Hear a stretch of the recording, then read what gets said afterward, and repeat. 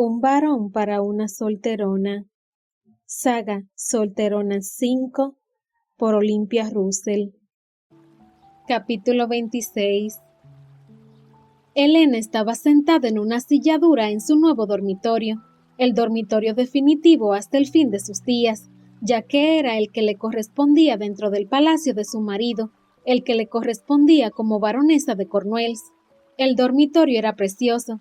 Tenía unos ventanales que ocupaban toda la pared y que daban al jardín interior del palacio, un jardín especialmente maravilloso, ya que había sido creado por la difunta baronesa, la madre de Connor, una mujer para quien la jardinería era su vida. Por eso no solo se trataba de un jardín típico, sino el más especial que había visto en todo Londres. Las variedades de flores eran infinitas y estaban escogidas de tal manera que siempre, durante todo el año, había parterres floridos. Por si fuera poco, en medio del jardín había un estanque lleno de nenúfares floridos, con una fuente cuyo gorgoteo producía una paz infinita. Todo aquello se colaba a través de los ventanales, haciendo que la habitación de la baronesa, ahora Elena, fuera la más magnífica de aquel palacio. Pero no era maravilloso solo el exterior, la habitación misma era especial y magnífica, muestra también de lo que habría sido la madre de Connor. La cama, grande y acogedora, estaba vestida con unas sábanas de algodón delicadísimo, con unas puntillas y bordados maravillosos, y las mantas estaban tejidas con la lana más escogida y mullida.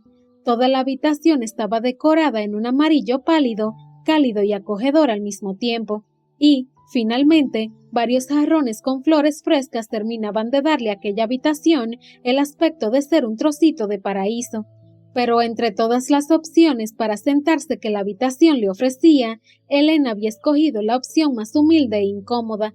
En vez de sentarse en el sillón de lectura o en el banco lleno de cojines que se encontraba a los pies de la cama o en el butacón mullido frente al tocador, se había sentado en una silla de madera desnuda que había en una esquina de la habitación y que seguramente era utilizada por la doncella, y había hecho aquella elección conscientemente. Necesitaba no olvidar por qué y cómo había llegado allí.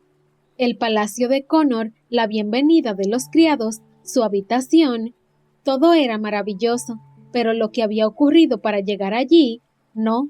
De hecho, era lo peor que le había pasado en la vida. Todo había empezado con la mayor vergüenza que había sentido en toda su vida.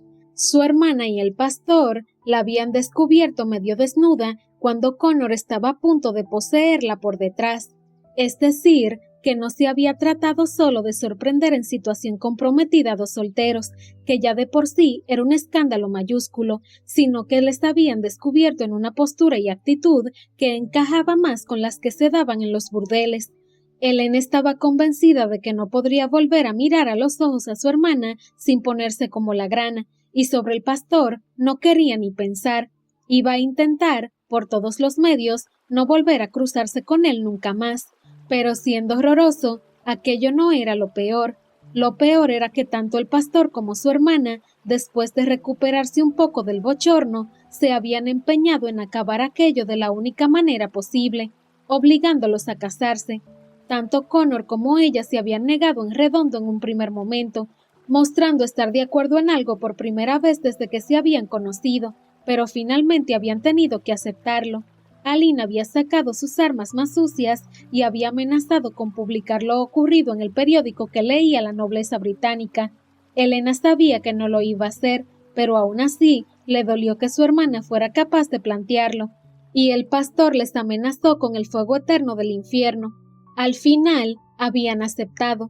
Ambos eran nobles, ambos sabían que lo ocurrido no se podía dejar pasar, así que, enfadados y en silencio, pero habían pasado por el aro y se habían casado, esa misma tarde, porque cuando el pastor y Aline les habían arrancado la aceptación a regañadientes, no quisieron perder ni un minuto, solo tuvieron que esperar a que Roger llegara al palacio para oficiar la ceremonia, y ésta se celebró, y una hora después, Elena estaba sentada en su nueva habitación, temblorosa ante lo que estaba a punto de ocurrir.